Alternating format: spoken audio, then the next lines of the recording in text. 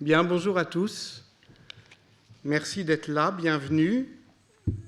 C'est donc la première séance de la nouvelle saison, la seconde, de ce séminaire. Et donc, nous allons, si vous le voulez bien, ensemble, renouveler l'expérience. D'ailleurs, en inaugurant ce qui va être une introduction générale d'un programme qu'on va vous distribuer, et que nous allons mener, Adrien Genoudet et moi, pour commencer aujourd'hui. En ouvrant donc cette séance, selon les formes accoutumées, comme on disait jadis, lorsqu'il s'agissait au Moyen-Âge d'organiser le rassemblement du commun, j'ai envie de donner justement à cette introduction qui va ouvrir la séance d'aujourd'hui le titre suivant, « Renouveler l'expérience ». C'est-à-dire, c'est une belle expression, au fond, quand on y songe, c'est-à-dire quand on en rêve. Et je vais tenter de décrire sous ses différentes facettes cette expression. Qu'est-ce que peut vouloir dire renouveler l'expérience? Est-ce qu'il s'agit de refaire la même? Est-ce qu'il s'agit de la faire à nouveau? Est-ce qu'il s'agit de la rendre nouvelle et avec elle de se renouveler soi-même? Renouveler l'expérience, pourquoi? D'abord parce que ces formes accoutumées sont celles de l'année précédente. Nous avons choisi, au fond, parce que nous souhaitons toujours construire un lieu commun de la discussion par délégation de parole. Nous avons choisi donc de renouveler l'expérience de l'année dernière qui consistait à demander à un collègue et ami, donc la semaine prochaine, c'est Paulin Ismar, ici présent. Ensuite, 2 semaines plus tard, c'est Pierre Monet. Et ensuite, 2 semaines plus tard, c'est Quentin de Lermoz. Demandez donc à un collègue et ami. Ami, c'est important parce qu'effectivement, la politique de l'amitié est ce qui nous reste sans doute pour construire du commun. D'en inviter d'autres et ainsi de construire la base discursive d'un atelier collectif. Ces formes accoutumées sont celles donc de l'année précédente. S'il y a une tradition, elle est d'invention récente. Et voilà pourquoi il n'est pas besoin de les décrire. Et voilà d'ailleurs ce qui pose problème souvent aux historiens de la vie communale dans l'Europe médiévale. Les formes accoutumées de l'échange, du rassemblement, de la délibération, du suffrage sont précisément ce qu'on ne décrit pas. Lorsqu'on a dans les sources selon les formes accoutumées, ça veut dire d'une certaine manière que la tradition est déjà inscrite et le fait d'une certaine manière qu'on ne la voit jamais émerger, mais au fond, au mieux s'installer, c'est quelque chose dont j'aurai à redire un mot tout à l'heure. Donc, d'une année l'autre, ce ne sont pas seulement les formes de l'échange qui se transmettent, mais ce mot qui passe de l'un à l'autre et qui, passant, se renouvelle, expérience. Le titre général du séminaire de l'année dernière était, je le rappelle, les effets de la modernité, expérience au pluriel historiographique, et cette année, l'expérience communale. Alors, de la modernité, il sera question cette année, sans doute, parce qu'en se donnant pour objet l'expérience communale, on cherche sans doute, sinon une autre généalogie de notre modernité, du moins une manière non généalogique d'envisager les effets de cette modernité, c'est-à-dire de ne pas la laisser dévaler seule, tranquillement, la pente fatale de l'histoire, de la forme étatique, de l'histoire de la souveraineté, mais au contraire adopter une position discontinuiste, hétérogène, qui, plutôt que de saisir une tradition en train de se construire, eh bien, donne raison à toutes les discontinuités qui peuvent la rendre hétérogène à elle-même. Donc il s'agit de faire des essais, si j'ose dire, des expériences, et ces expériences sont d'emblée des expériences historiographiques. Or, à partir du moment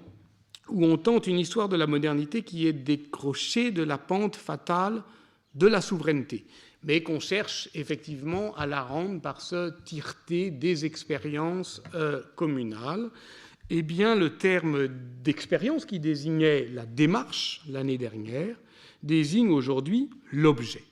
Un mot quand même sur la démarche. Qualifier d'expérimentale la méthode d'une science non expérimentale comme la discipline historique, j'ai appris ici que justement l'histoire faisait partie de ces disciplines qui, au fond, contrairement à d'autres proprement expérimentales, analysent des faits non reproductibles. Voilà.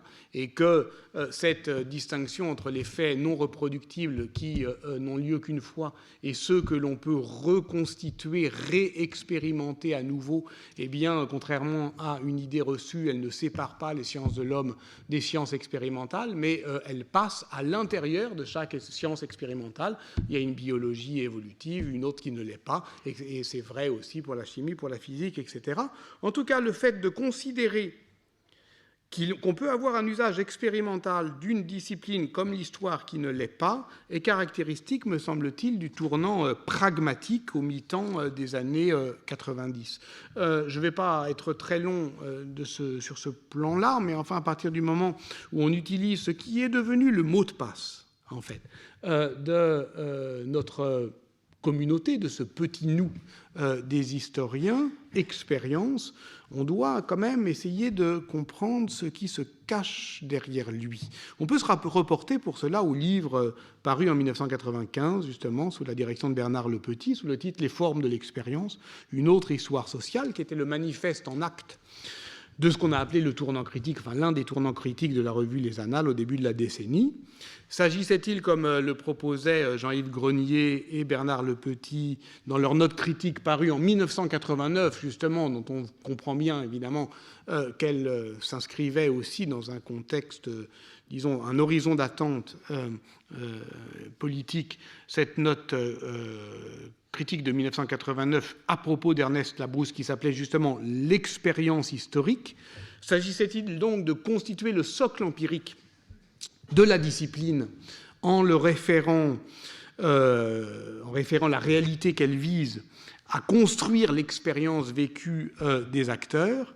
En tout cas, je rappelle que pour Bernard Le Petit, le souci maintenu du réalisme méthodologique oblige à ce qu'il appelait la sanction finale de la confrontation entre les énoncés des historiens, issus donc de leur expérimentation historiographique, et ce qu'il appelait l'expérience individuelle des acteurs du passé. Donc tout cela formait, je pense, le socle de ce qui est devenu la pratique commune, pragmatique, donc, de l'histoire aujourd'hui, pourvu, corrigeait Roger Chartier, que ce jeu d'échelle ne débouche pas sur l'instrumentalisation individualiste du paradigme de l'action. Au fond, je dirais qu'à relire ces débats aujourd'hui, on s'étonne de voir naître un sociolecte qui constitue aujourd'hui les formes accoutumées de l'impensé méthodologique des historiens. Et au fond, peu importe d'ailleurs les définitions conceptuelles, à force de le redire, et c'est ça aussi un lieu commun, on ne sait plus bien ce que désigne cette inflation dans le vocabulaire des historiens de l'expérience, tantôt l'expérience, etc. C'est plutôt une panoplie d'attitudes, d'habitudes, de questionnements que l'on retrouve, tantôt étonné, tantôt attendri selon l'humeur, en reprenant justement les formes de l'expérience. Sans jouer sur les mots, je dirais que l'expérience est ce qui nous est commun en tant que nous sommes des historiens. Or, sur cette question du commun se lit, par exemple, l'article inspirant dans ce livre de Jocelyne Daria, la question des lieux communs, des modèles de souveraineté dans l'islam méditerranéen. Et j'avais personnellement pris appui sur ce texte lorsqu'il s'agissait de comprendre, dans les discours de l'Italie communale, la dynamique de politisation et de dépolitisation du bene comune et comment, d'une certaine manière, ce lieu commun au sens, non pas topographique, mais stéréotypique du bene comune peut désigner, selon les moments forts ou les moments faibles, tantôt rien ou pas grand-chose, ou l'implicite d'un accord, et alors on sera dans l'antonyme asymétrique qui fait qu'aucun gouvernement ne peut se réclamer d'autre chose que du bien commun. Tantôt, au contraire, il se repolitise, il se réactive, il se renouvelle, et ça veut dire quelque chose de plus précis, de plus nerveux, de plus conflictuel, et y compris, évidemment, et toute l'histoire de l'Italie communale n'est pas un va-et-vient, un balancement entre justement des moments de politique du commun et des moments qui ne le sont pas, mais des moments où le commun ne veut plus rien dire, où il s'évide, et le moment où, au contraire, il se recharge de sens. Et cette explosivité, en fait, du vocabulaire, c'est, je crois, ce que nous allons tenter de chercher ensemble. Donc un lieu commun met en commun ceux qui s'y retrouvent et suscite par conséquent moins l'adhésion que la reconnaissance ou le sentiment immédiat d'identification. Et voilà pourquoi le lieu commun, pour préserver la fluidité et la labilité de son sens, comporte nécessairement de l'implicite. On peut même aller plus loin et dire, toujours avec Jocelyne Daria, que la banalité du topos configure une communauté culturelle, que tous ceux qui admettent comme banale la notion de bien commun ont quelque chose d'essentiel en commun. Et que, précisément, lorsqu'il faut réexpliciter l'engagement, l'attachement, l'émotion que nous avons par rapport à ce qui nous est commun, c'est que quelque chose, effectivement, est en train de se déchirer dans la concorde. Et que cette concorde, au fond, elle se mesure, elle se qualifie par notre capacité à accepter de l'implicite. La valeur de l'implicite dans le lieu commun est aussi peut-être, je la cite, toujours Jocelyne Daria, la clé du relatif des intérêts dont les historiens font preuve à l'égard de ce qu'ils identifient comme topoi, qui s'en tiennent le plus souvent, comme on l'a déjà souligné, à simplement nommer le lieu commun, sans plus le traiter lui-même comme objet d'histoire, n'est-ce pas en effet le signe qu'ils adhèrent eux-mêmes, au moins partiellement, à cet implicite. Donc, au fond, renouveler l'expérience, ça veut d'abord pouvoir dire, peut-être, d'une certaine manière, se situer dans l'implicite de cet usage commun qu'ont les historiens du terme d'expérience, voilà, premier sens, celui qui était nôtre l'année dernière, mais quand même, avec l'expérience communale, c'est autre chose qu'on vise. Et ce sera le deuxième point de cette introduction. Je me rends compte que j'ai oublié de vous dire ce qu'on est en train de faire. Je vais parler, là, voilà, bon qu'à ça, comme disait Beckett, je vais parler. Ensuite, on va discuter. Ensuite, Adrien parlera, et puis ensuite, on rediscutera. Voilà, c'est ce qu'on appelle un séminaire. Bon, même si la forme accoutumée et intimidante des lieux ne le laisse pas deviner immédiatement.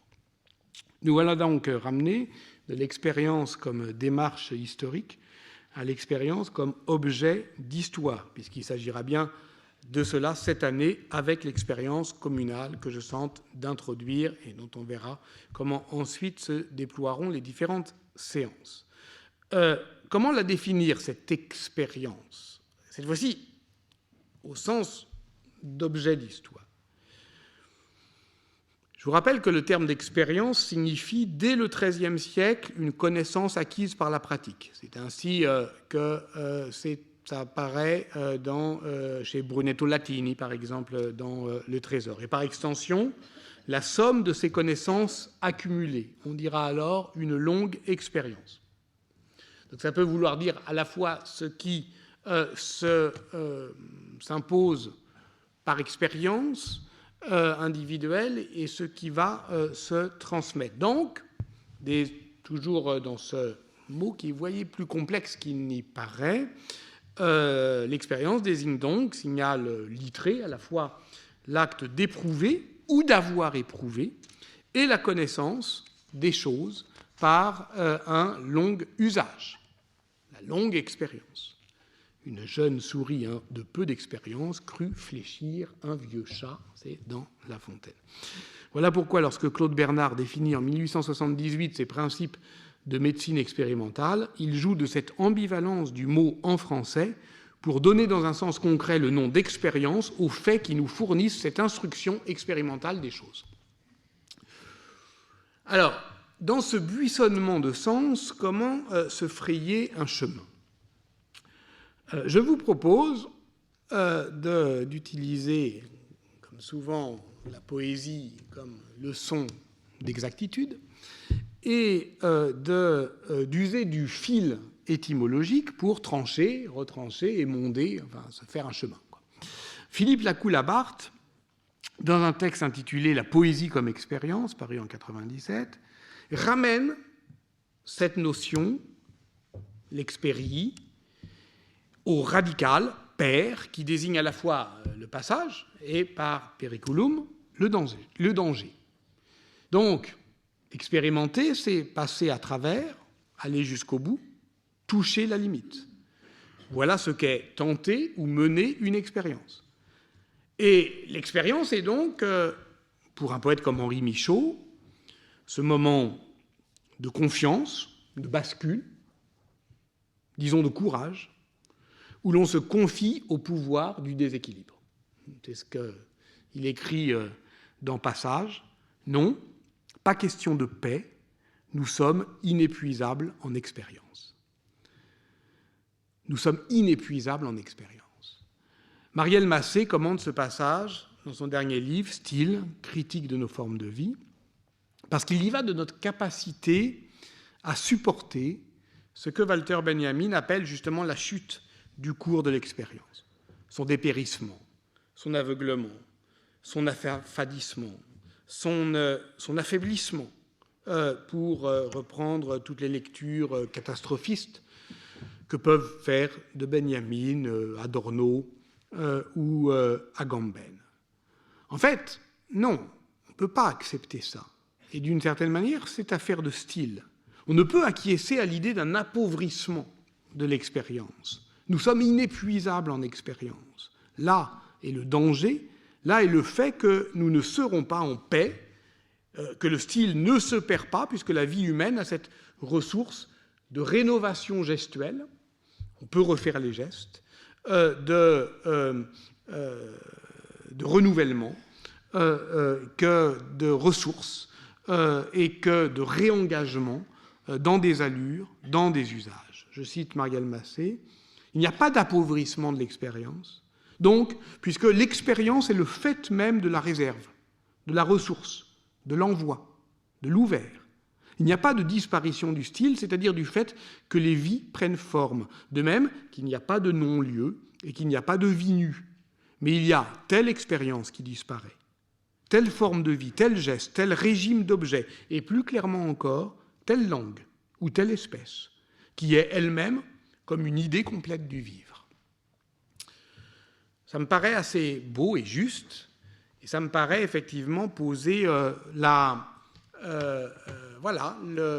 ce qui peut nous réunir dans la certitude, au fond, que rien n'est perdu pour l'expérience, mais que des formes d'expérience peuvent en revanche être à sauver, qu'elles se succèdent sans s'articuler, qu'elles peuvent s'accumuler et se transmettre, et qu'on aura à saisir les expériences communales comme une histoire discontinue du politique, des expérimentations politiques, et quand même, malgré tout, la capacité qu'on a de faire une histoire commune avec ces différentes expériences.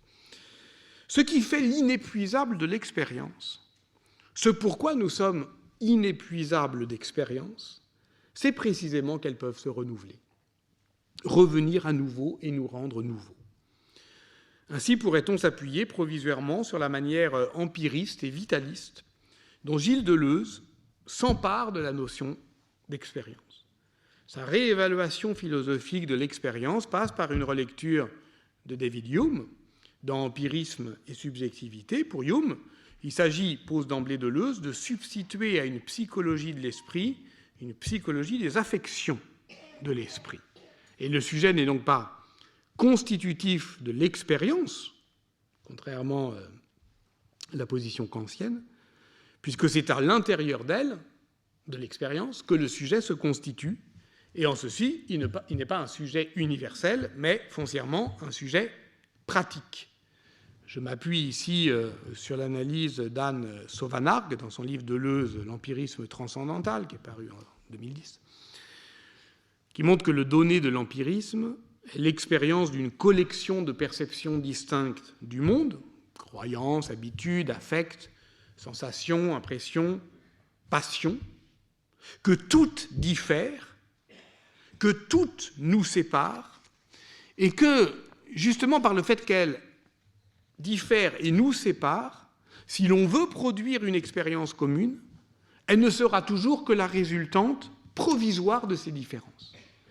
Et voilà pourquoi l'empirisme ne situe la pensée ni dans la réalité extérieure du monde, ni dans l'intériorité du sujet, mais entre le sujet et le monde. Et c'est d'ailleurs l'expérience de l'art qui, pour Deleuze, rend sensible ce partage. Alors si je convoque ici la pensée discontinuiste de Gilles Deleuze, ce n'est pas seulement pour préparer l'usage qu'en fera peut-être Adrien tout à l'heure, c'est parce que ça permet d'appréhender effectivement de manière hétéronome et déterritorialisée l'histoire des pouvoirs.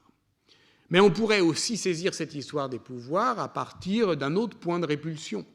Par exemple, dans une autre tradition philosophique, en partant du désaccord entre Castoriadis et Lefort sur l'expérience démocratique. Et là, effectivement, on s'approche sans doute de la séance qui, dans 15 jours, autour de la cité grecque, va convoquer un premier corpus, au fond, de réflexion théorique, disons, plutôt vers la philosophie politique. Pour Castoriadis, il y a une réflexivité inhérente à l'institution démocratique qui doit être pensée dans la perspective de l'autonomie. Un peuple n'est libre que lorsqu'il obéit à la loi qu'il s'est donnée. Au contraire, pour Claude Lefort, on ne peut penser un avènement de la liberté qu'à partir du nouage entre le dehors et le dedans, la loi se situant à l'horizon d'une hétéronomie indépassable. Or, alors on verra pour Castoriadis, mais il s'agissait pour Claude Lefort d'une tradition politique qu'il caractérisait comme européenne. On le lit dans un article tardif qui est paru dans la revue Esprit en 2004 sous le titre « L'Europe, civilisation urbaine ». Et c'est un article important sur lequel je m'appuie un instant, duquel Olivier Mongin, par exemple, dans La condition urbaine, a donné un commentaire intéressant et qui nous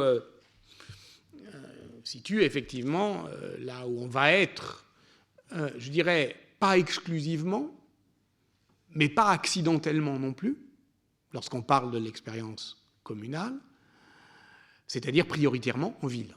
Donc qu'est-ce qu'il y a de spécifiquement urbain ou citadin dans l'expérience communale ?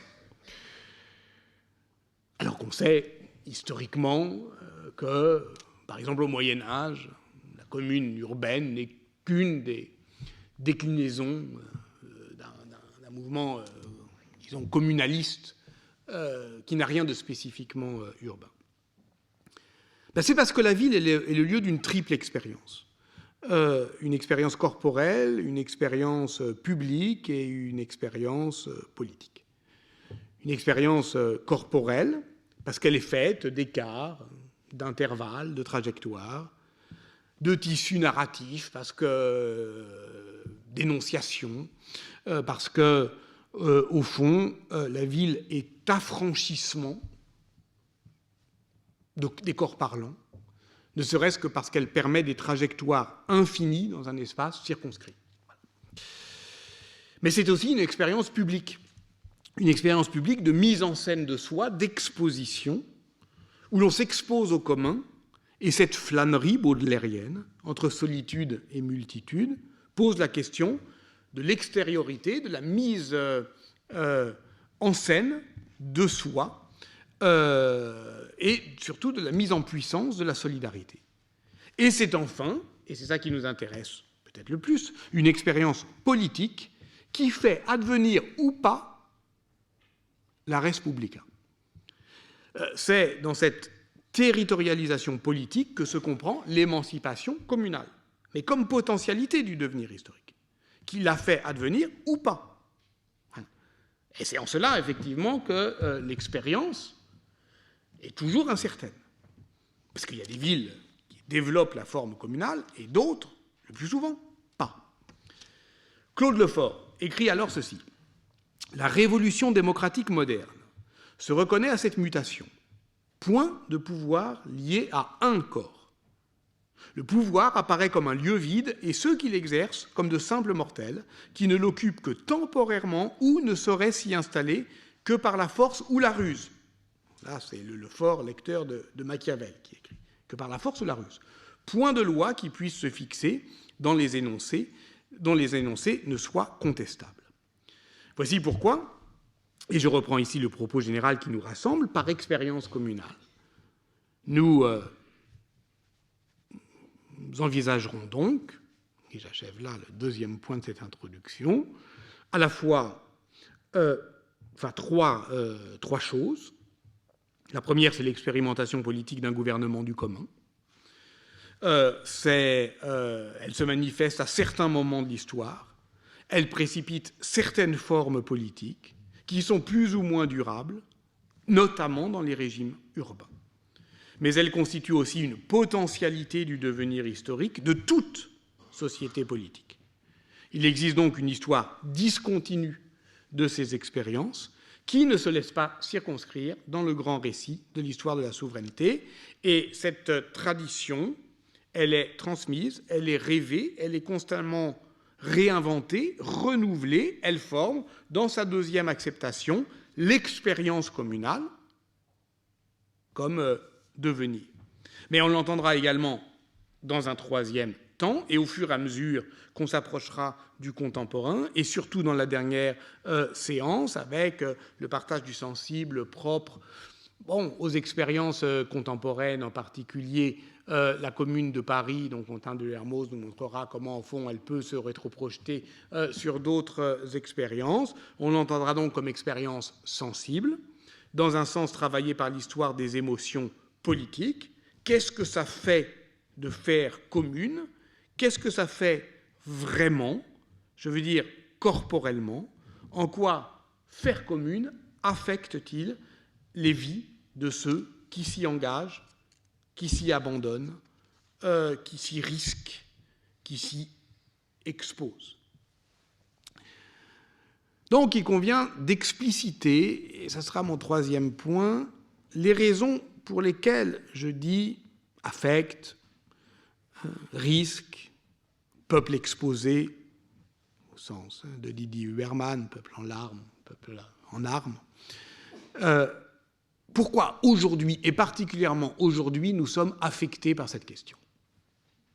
Et je pense que ne pas l'expliciter, le laisser effectivement dans l'implicite du commun, du sociologue des historiens, c'est se priver d'un tranchant qui nous sera, je crois, nécessaire.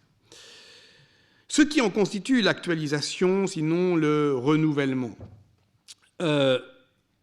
Prenons par exemple une tradition philosophique qu'on pensait affaissée, fatiguée, et qui reprend du poil de la bête. Prenons par exemple la critique de la raison dialectique de Sartre, relue renouvelée dans un livre récent de Sophie Vanish, « La révolution n'est pas un mythe ».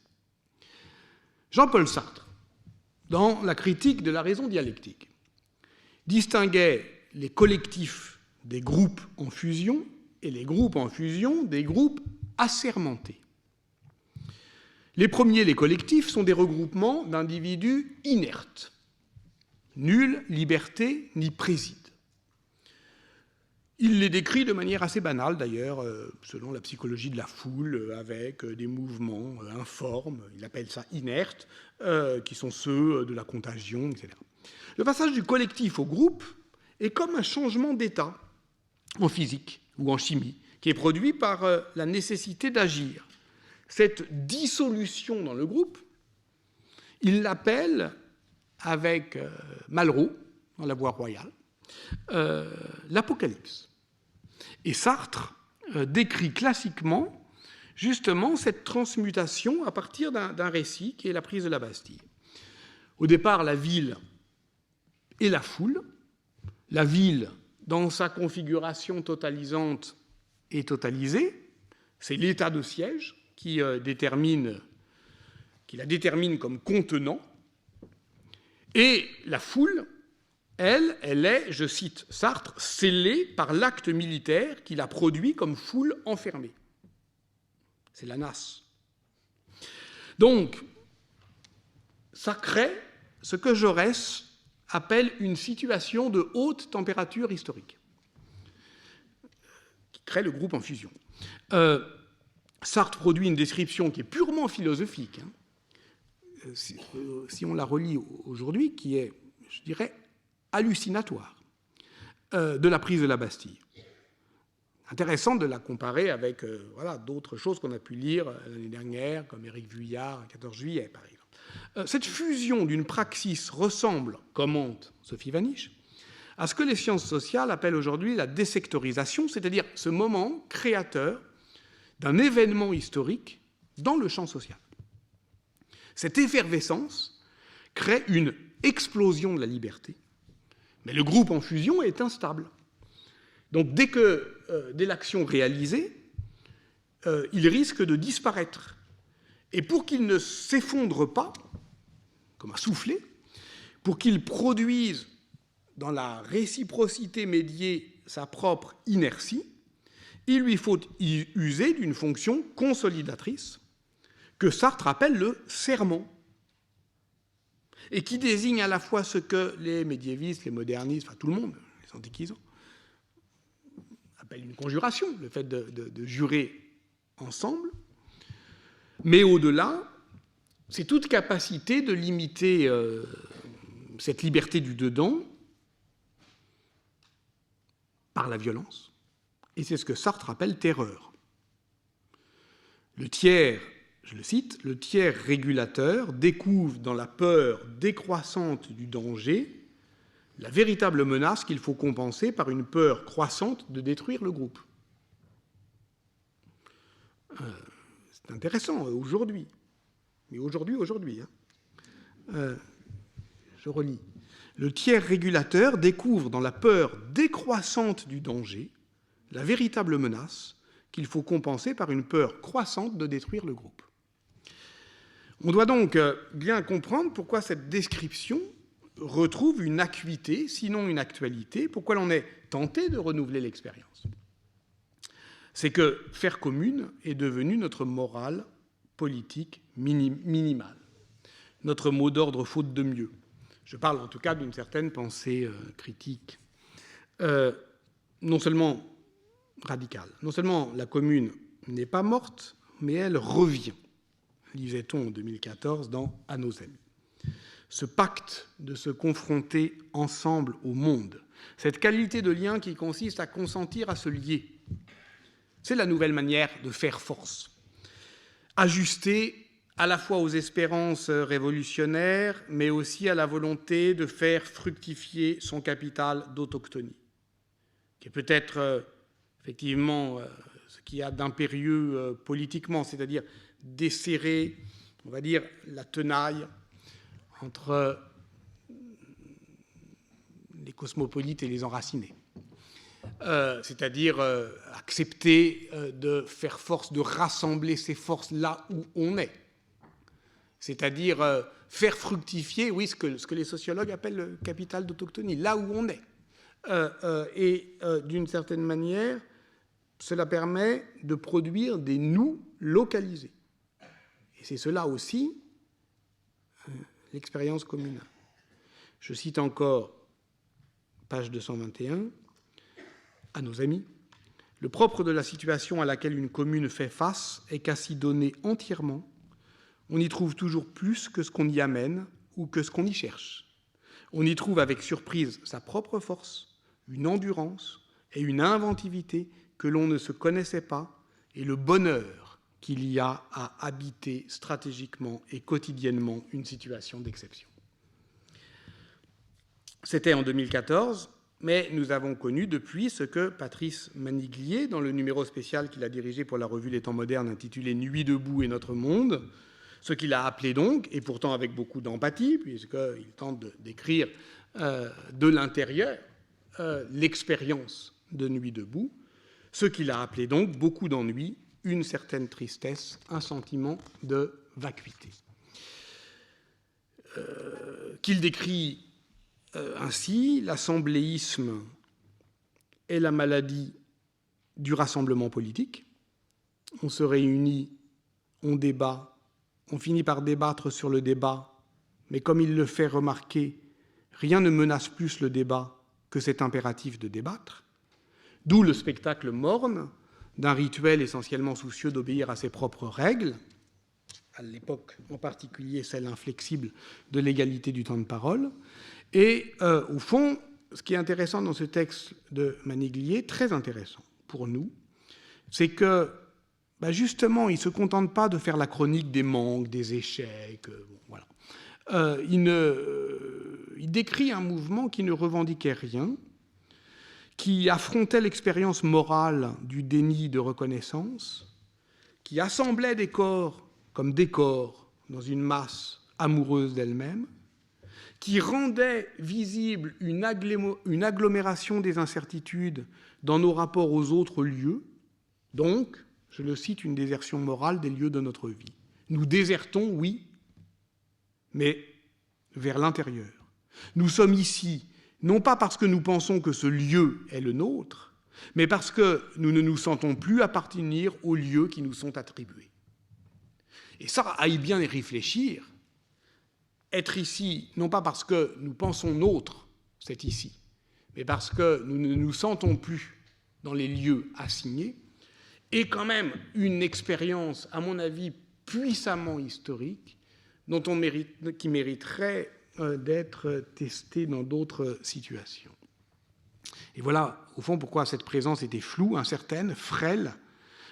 C'est parce qu'au fond, elle ne devait donner rien d'autre à voir, à exposer, que la forme vide de l'indétermination du politique à la Claude Lefort. Au fond, l'expérience communale s'éprouve à la fois par le rassemblement et par la dispersion. Le rassemblement. Il a été récemment pensé par Judith Butler dans un livre traduit sous le titre « Rassemblement, pluralité, performativité et politique ». Et Butler met en avant l'enjeu des corps parlants, sous le double motif de la performativité et de la vulnérabilité.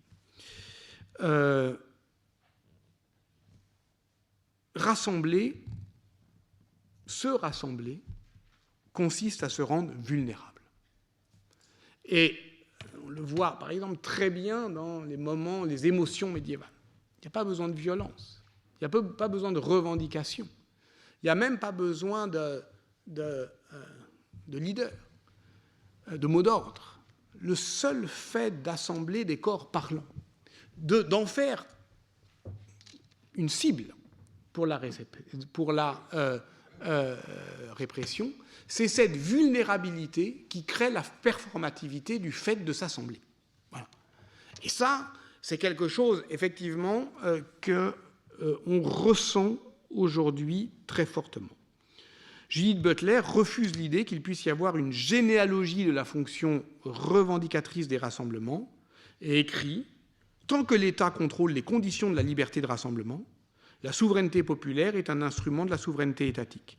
Et les conditions de légitimation de l'État disparaissent dès que la liberté de rassemblement est dépouillée de ses fonctions critiques et démocratiques. » Donc il ne s'agit pas du tout de définir les rassemblements en fonction de ceux qui réussissent et de ceux qui échouent, et l'échec étant leur incapacité à faire avancer des revendications. Mais je viens d'être effectivement au creux de l'expérience, au cru de la vie, c'est-à-dire au niveau même sensible de cette expérience. Et voilà pourquoi, plus encore peut-être que la mobilisation, la dispersion est un enjeu politique aujourd'hui. La capacité à répondre ou à ne pas répondre, à venir ou pas, à consentir ou non, à s'y retrouver ou à ne pas s'y retrouver, à expliciter ou demeurer dans l'implicite, là se joue l'autonomie. Et comment se rassembler si on ne sait pas ensuite comment on va se disperser? Il faut relire ici la somptueuse page de Maurice Blanchot dans La communauté invisible, 1983. Il ne faut pas durer. Il ne faut pas avoir part à quelque durée que ce soit. Cela fut entendu en ce jour exceptionnel. Personne n'eut à donner un ordre de dispersion. On se sépara par la même nécessité qui avait rassemblé l'innombrable. On se sépara instantanément, sans qu'il y eût de reste, sans que soient formées ces séquelles nostalgiques par lesquelles s'altère la manifestation véritable, en prétendant persévérer en groupe de combat. Le peuple n'est pas ainsi. Il est là, il n'est plus là. Il ignore les structures qui pourraient le stabiliser. Quatrième point, et avant-dernier. Imaginons maintenant un historien qui souhaiterait faire l'histoire de l'expérience communale en Italie dans toutes ses dimensions. Un historien qui aurait entendu les sages exhortes des censeurs, l'enjoignant poliment mais fermement de se mettre au travail des livres qu'on est en droit d'attendre de lui, c'est-à-dire fondamentalement sur l'histoire de l'Italie communale. Il lui faudrait donc saisir le phénomène dans toute son ampleur. Et c'est pourquoi le programme que l'on vous propose s'étend sur 2 ans.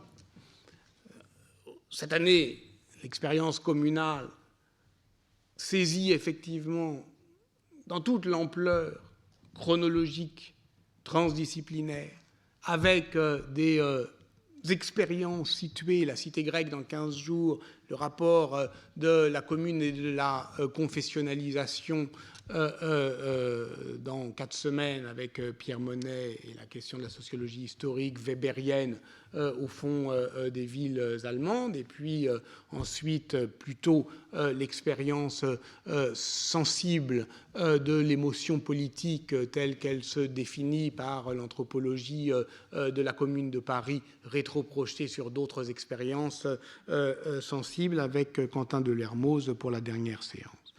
En tout cas, ça veut dire que, et puis donc ça c'est la première année, puis l'année prochaine, on saisira, j'espère, cette expérience communale dans sa spécificité italienne, mais peut-être envisager, je ne sais pas encore, on verra, on en parlera ensemble, moins comme une exception que comme une accentuation. C'est-à-dire que l'Italie, ou la Flandre, d'une certaine manière, le monde italien est flamand, au fond, propose un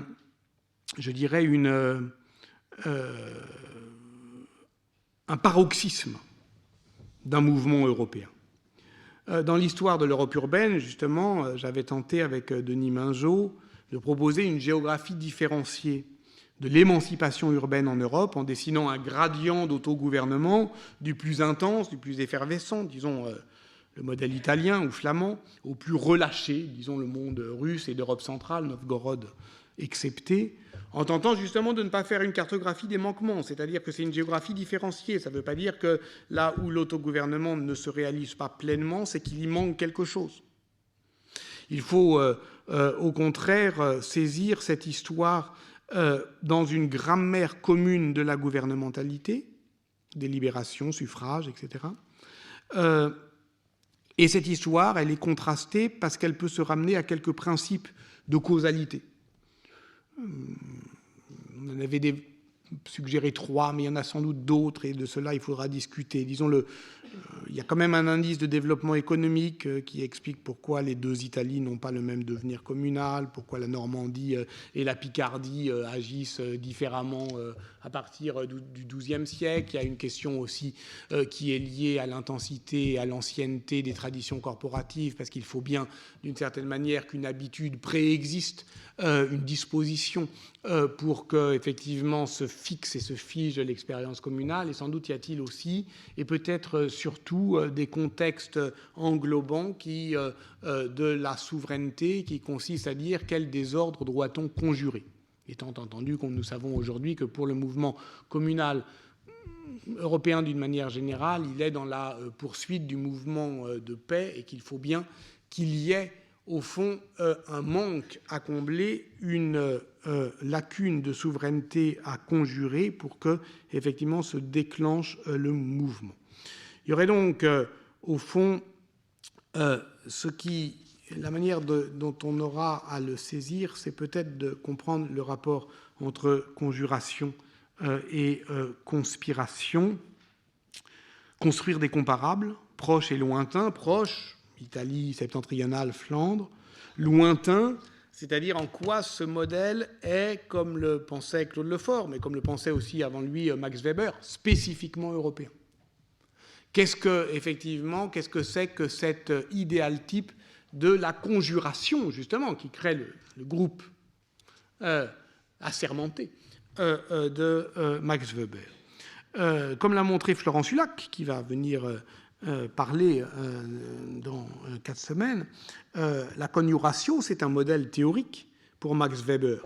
C'est-à-dire qu'on peut pas le ramener à une fiction, mais enfin, elle en a la force narrative. Toute forme de domination politique repose sur des croyances partagées en la légitimité des dominants, et cette croyance repose sur des fictions qui ont un rôle de stabilisation de la domination. Et on peut se demander à quoi ça sert historiquement cette fiction théorique du serment collectif. La reconnaissance de la personnalité politique de la commune anticipe, rend possible un nouveau type de droit territorial qui sera adopté par l'État moderne, même si le serment n'a pas toujours lieu, mais quand il a lieu, il permet de comprendre, je dirais, la nature horizontale du lien, même si les serments unissent souvent des familles et non des individus, il n'en reste pas moins qu'ils rendent possible l'individualisation de l'activité humaine, même si la conjuration violente n'a pas lieu partout, quand elle intervient, elle exprime avec netteté le rapport de force qui entraîne l'usurpation des droits féodaux par la commune. Et donc, voilà pourquoi la commune est comprise comme une fraternisation, même si le serment n'a pas lieu, et que le récit adéquat à Weber, mais dont il faut comprendre effectivement qu'à ce moment-là, il faut saisir, je dirais, la puissance de l'idéal type comme un outil de comparaison. Au fond, le principe de... faut prendre au sérieux donc cet idéal type pour mener, je l'ai dit, la comparaison, notamment, je pense, avec l'Occident musulman. On va tenter de le faire. De ce point de vue, le terrain ibérique est important parce que, au fond, on verra que différentes traditions s'y conjuguent pour proposer, là encore, une généalogie plus complexe de l'expérience communale. Et c'est ainsi qu'on pourra caractériser l'expérience communale en tant qu'expérience. Et pour terminer, 5e et dernier point, j'en suggérerais une triple dimension. C'est une expérience temporelle, c'est une expérience spatiale et c'est une expérience langagière. C'est-à-dire qu'il s'agit de saisir le temps du commun, le lieu du commun et la langue du commun. Le temps du commun,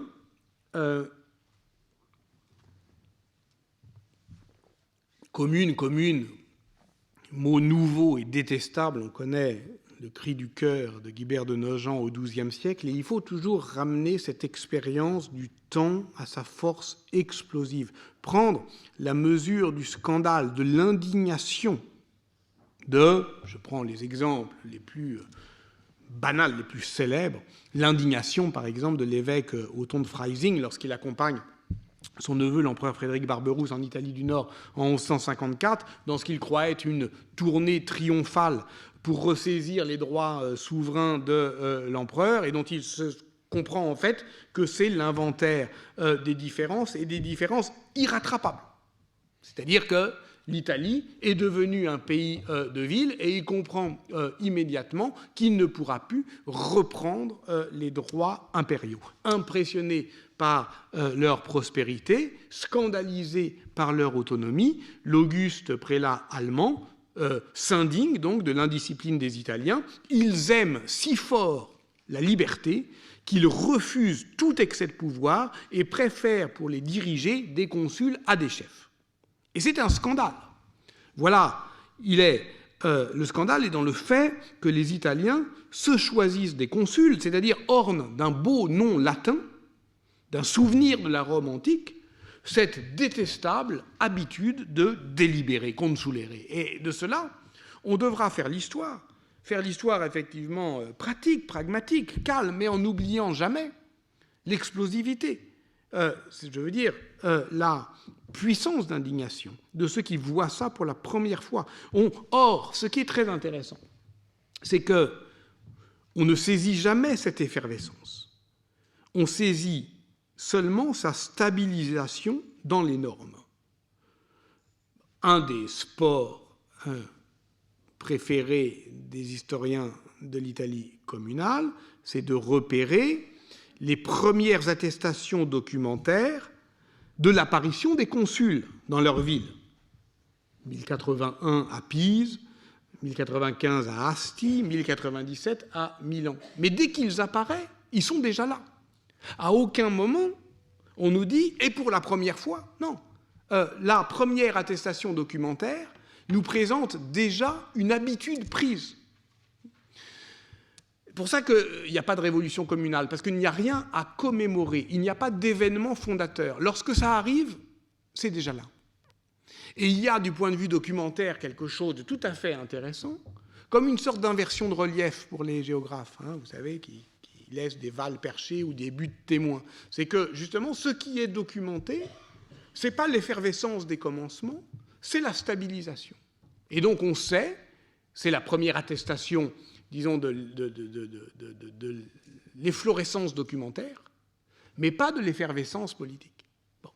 Et ça, c'est quelque chose qui, à mon avis, est tout sauf accidentel et qui doit nous permettre de comprendre le tempo propre de l'expérience communale, avec des périodes de fusion et de confusion, d'effervescence et de stabilisation, et que ce tempo est aussi celui des historiens qui regardent l'expérience communale, parce qu'on a eu évidemment des grands moments de ferveur et des moments de refroidissement historiographique. Ferveur au début du XIXe siècle, ou un moment de renouvellement de l'expérience communale, à partir desquels, effectivement, au fond, ce ressaisissement de la tradition célèbre le temps des libertés urbaines en Italie comme le premier acte de l'histoire de l'émancipation humaine. Songez évidemment à ce moment fondateur, en fait, emblématique de ce courant libéral au sens du XIXe siècle, qui est l'historien et philosophe suisse Jean-Charles Léonard Sismonde de Sismondi, qui écrit entre 1807 et 1818 sa monumentale Histoire des républiques italiennes du Moyen-Âge, qui est la première grande synthèse européenne sur l'histoire des villes italiennes, dont le succès est prodigieux et prodigieusement politique, dont l'influence est durable, qui doit aussi cette influence à sa puissance narrative, parce qu'il s'appuie sur les anciennes chroniques, parce que justement, il donne à entendre, à comprendre ce grondement de l'événement, et parce que, au fond, dans un style épique, pour narrer l'histoire glorieuse de villes éprises de liberté, eh bien, il montre, et d'une certaine manière, on est à un moment qui est le moment où ces lieux de mémoire deviennent, dans les années 1840 aussi, à des fins politiques, le temps des grandes espérances, eh bien, au fond, on a cette période d'effervescence historiographique. Depuis lors, on ne peut pas toute l'historiographie des villes italiennes, c'est stupide, mais vous savez que nous sommes actuellement plutôt dans une phase de refroidissement, de dépolitisation. L'anthropologie politique ou juridique de la délibération, du suffrage sert plutôt, sinon à dépolitiser, du moins à calmer les ardeurs des historiens qui voudraient voir là la généalogie glorieuse des libertés politiques. Au point d'ailleurs que d'autres historiens, comme Mario Ascheri, réagissent contre, je le cite, la façon dont on nivelle aujourd'hui et dont on noie l'expérience communale, en refusant de reconnaître l'existence d'une formation étatique communale, témoignant ainsi de la tendance récente à repolitiser l'histoire des communes italiennes, notamment en étant plus attentif aux pratiques d'assemblée, de gouvernement, etc., à une participation de la vie publique d'une ampleur jamais envisagée ni expérimentée auparavant, je le cite. Et vous l'avez entendu, cette reprise en main historiographique passe, sinon par un retour d'expérience, du moins par un retour du mot d'expérience. On néglige l'expérience communale, c'est la première fois qu'on expérimente, etc. Pourquoi ? Eh bien parce que justement le mot même d'expérience aujourd'hui, dans l'historiographie, est plutôt accaparé par les historiens qui renouvellent en profondeur, autour d'Andrea Zorzi ou de Jean-Claude Mervigueur, ce qu'ils appellent justement les expériences seigneuriales. Le terme d'expérience est passé à la seigneurie, pour désigner aussi d'ailleurs un temps incertain qui est celui des expérimentations politiques. Alors c'est très bien, parce que ça permet effectivement de dédramatiser l'opposition entre commune et seigneurie. Ça permet de montrer qu'il n'y a pas là une coupure entre deux régimes antagonistes, mais une bifurcation entre deux devenirs historiques possibles de la commune. La seigneurie, c'est-à-dire l'accaparement par un seul et sur un territoire plus large que la commune des pouvoirs civiques, est la continuation de la commune par d'autres moyens. Mais cette dédramatisation ne signifie pas nécessairement dépolitisation. Ça ne signifie pas que le drame n'est pas inéluctable, qu'il n'est pas déjà là, qu'il ne peut pas advenir. Ça signifie que la puissance dramatique, par exemple, des images, précisément, revient à précipiter l'antagonisme. C'est le cas dans la fresque du Bon Gouvernement qui fait advenir cette opposition idéale typique entre commune et seigneurie. Le drame de la seigneurie, c'est de durer, car alors elle ne cesse d'être une expérience seigneuriale. Elle investit la commune pour la convertir. Et de tout cela, on aura à reparler, ne serait-ce que pour saisir la logique spatiale de cette tension entre effervescence et refroidissement historiographique. La deuxième dimension de cette expérience communale, c'est qu'elle désigne donc non seulement le temps du commun, discontinu, hétérogène, mais l'espace du commun. Et là encore, on s'est avisé récemment du caractère urbain des insurrections, l'occupation des places, la redécouverte de la géographie d'inspiration marxiste d'Henri Lefebvre sur le droit à la ville, l'espace public qui n'est pas qu'un lieu abstrait, la question des res communes qui consiste à savoir si ce sont encore des choses. Je signale, mais là, le temps presse, et puis on aura bien à en reparler, que cette inadéquation entre le lieu commun, le lieu public et l'espace public, c'est-à-dire que l'espace public est une des potentialités du lieu public, qui ne se réalise pas systématiquement dans des espaces qui ont la qualification architecturale d'être publics, qui peut d'ailleurs se réaliser partout ailleurs. Ce sont ce que Oscar Necht, un habermasien critique, appelle les espaces publics occasionnels, et on voit très bien que, par exemple, dans les communes médiévales, et d'ailleurs modernes, l'espace public est une sphère abstraite qui ne tolère pas nécessairement d'être localisée quelque part. C'est-à-dire qu'on peut avoir des lieux publics qui ne fonctionnent pas comme espaces publics et des espaces publics qui logent, par exemple, non seulement dans des espaces privés, mais dans des entre-deux. D'ailleurs, sur le plan juridique, l'occupation des places, à commencer par Occupy Wall Street, on a montré qu'il s'agissait d'entre-deux juridiques qui n'étaient pas tout à fait des espaces publics, mais des lieux privés qui étaient soumis à un usage public. Ce qui nous amènera, je pense, à qualifier avec un peu plus de rigueur qu'on le fait d'ordinaire en confondant lieux communs et commun des lieux et mise en commun des lieux, avec évidemment l'appui du droit, de ce qu'a dit Yann Thomas, etc. là-dessus, une manière de comprendre ce qu'il peut y avoir de commun dans l'usage des lieux. Et puis, je terminerai par ce qui, me semble-t-il, est le plus saillant aujourd'hui. C'est que l'expérience communale s'éprouve, je l'ai dit, en tant qu'elle affecte des corps parlants, et donc s'éprouve par une langue du commun.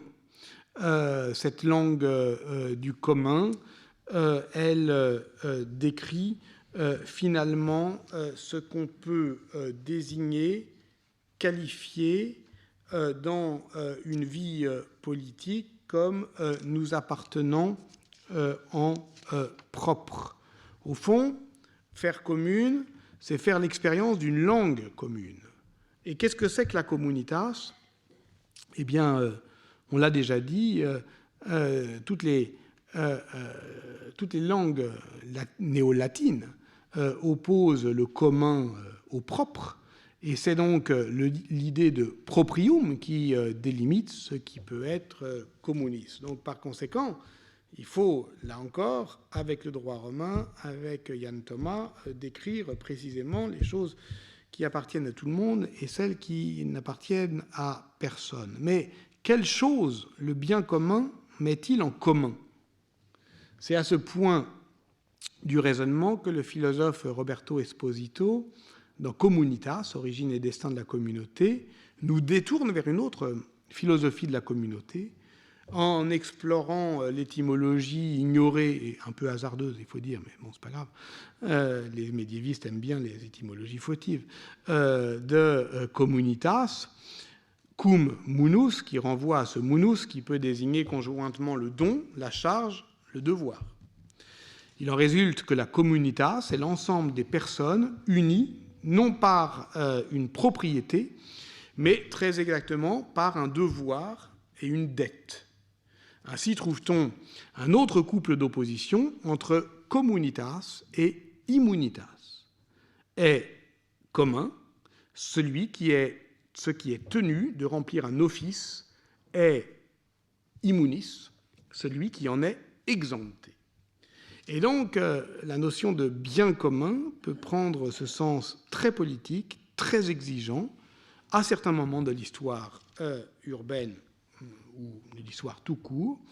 Et donc, c'est cette puissance de la langue commune qui tantôt devient plus énergique et tantôt s'affadit, tantôt, à force d'être usée, répétée, usagée, essorée, tournée en tous sens, perd effectivement, deviennent les mots évidés, et tantôt sont au contraire les mots évités, qui sont les mots du litige et qui sont ceux de la langue du commun.